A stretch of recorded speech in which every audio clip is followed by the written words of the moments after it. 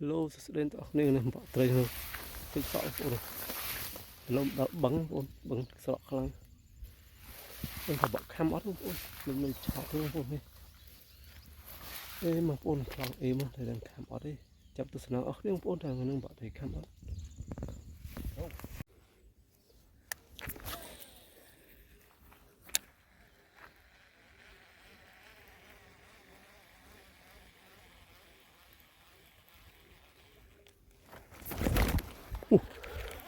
đúng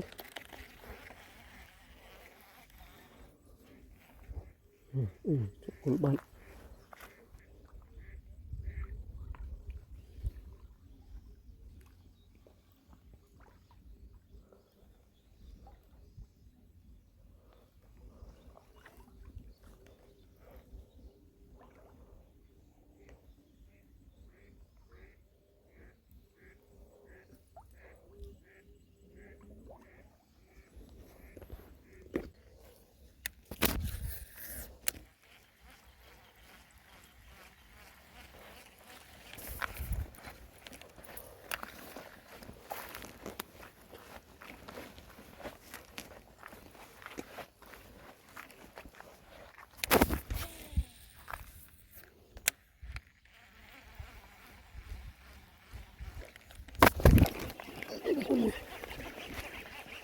ôn mui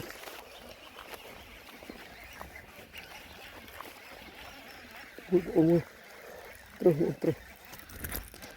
wow terus thật ôn em ôn thật ôn cho mui ôn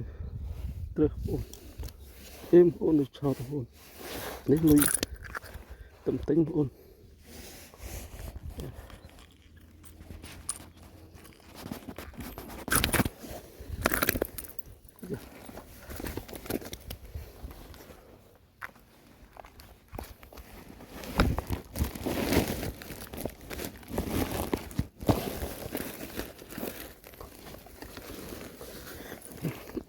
ôn đi em ôn em